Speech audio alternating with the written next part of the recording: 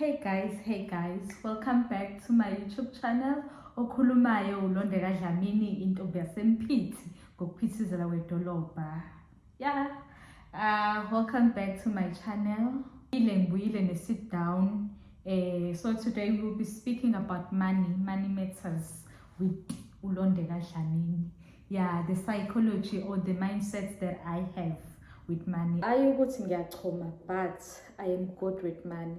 I am good at saving and investing money. I am saying all of this because I was able to grow my income from an low income to the income that I have right now. And I know I'm not earning much, but bottom line is it has grown. I really love speaking about money. This is because I have a bachelor's degree in finance and economics. Ngiyathanda nje ukukhuluma ngeimali, ngiyathanda ukukhuluma ngomnotho because like imali siyayidinga.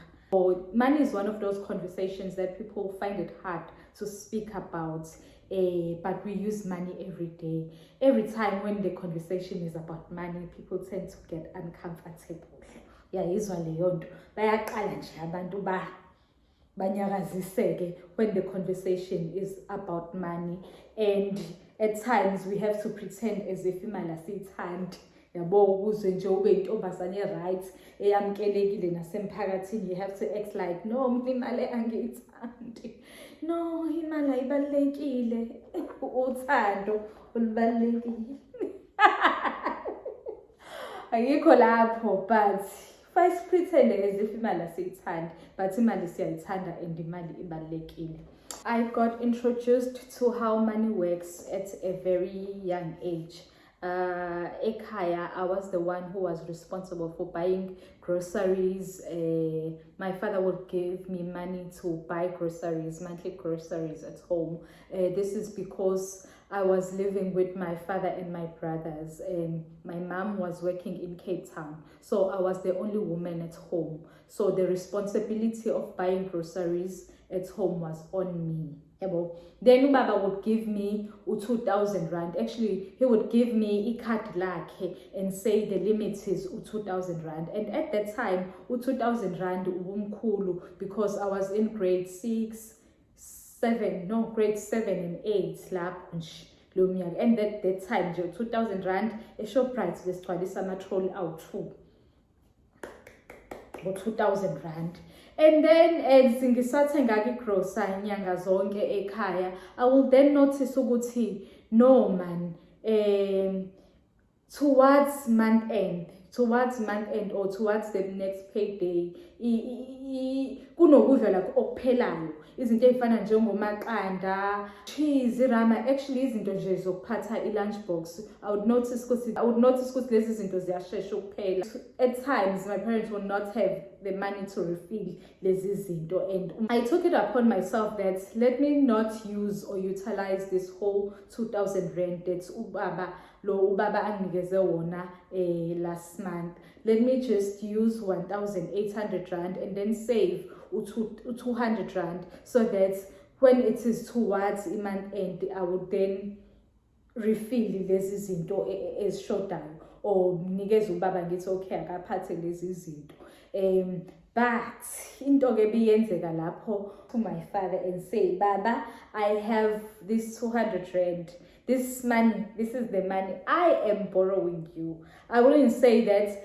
So I took this money from your money. I would say this is my money and I am borrowing you. Please pay it back.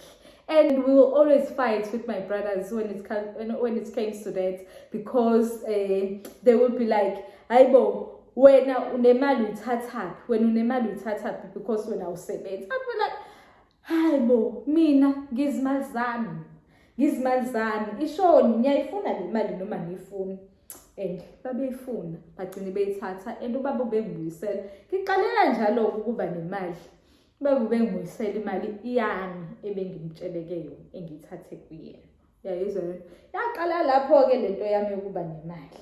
I am currently reading this book. This book speaks about the psychology of money, or this book is the psychology of money. It speaks about the mindsets that you have with money. It says that the mindset you have with money stems from the experience that you have had with money at a very young age. So I'm sharing the experience yami with money at a very young age.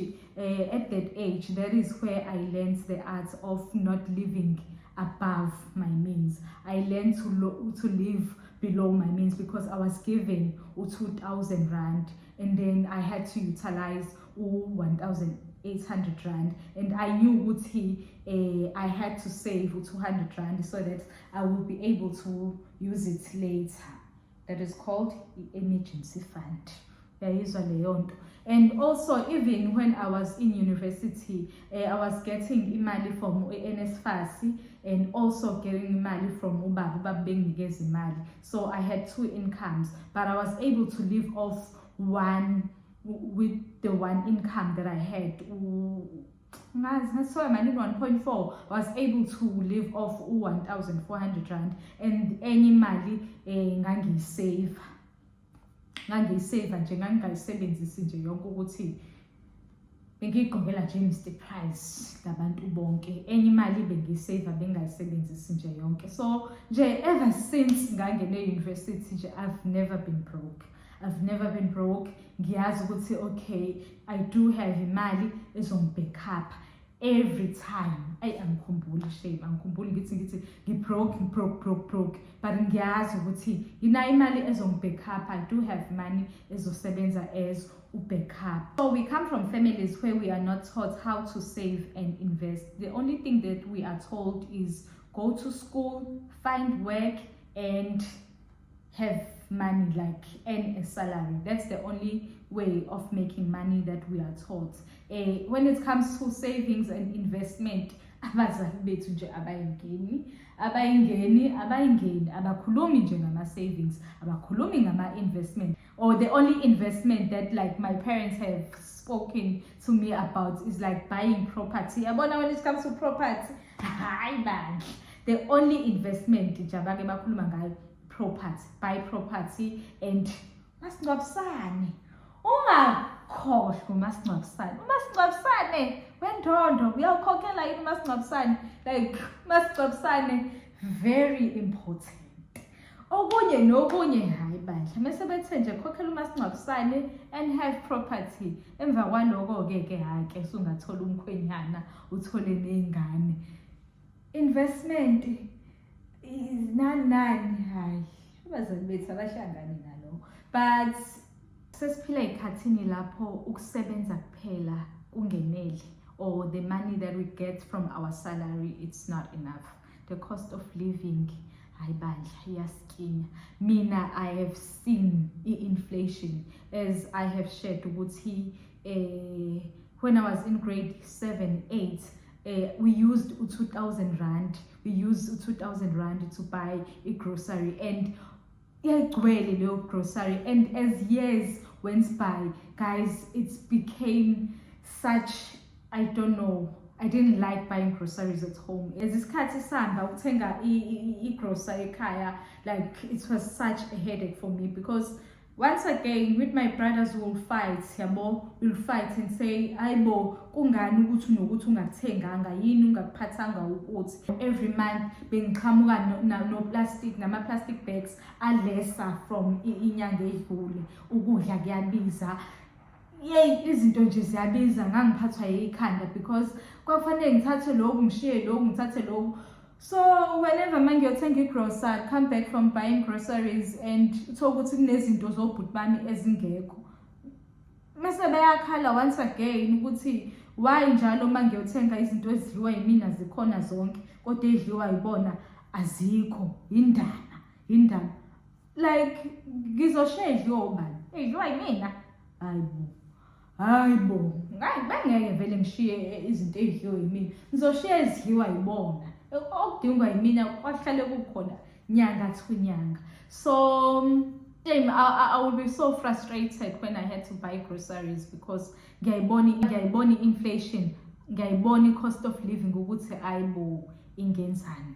So yeah, This is a new segment on my channel where we speak about money matters, the relationship I have. Before ngiphelelwe space, I was saying that this is a new segment on my channel where I will be speaking about money matters with the firstborn daughter, my psychology or my mindset around money. So yeah, I am going to close off this video here because guys, ngishawa space whenever nje I speak about money. Angithandi impela ukukhuluma, but makukhulunywa ngemali or when the conversation is about money, hawu ngisukuma ngibe ngeenyawo. I hope sizofundisana kule segment ngemali nokuthi because siyayidinga, ukuthi soyenza kanjani because siyayidinga. Hey, besiyidinga imali. Please make sure that you like, you subscribe, you comment down below on this video so that video yami izokwazi ukuthi ishareke kwabanye abantu. And I just hope you are going to love this new segment that I have on my YouTube channel. Yeah, I am going to see you guys on the next video.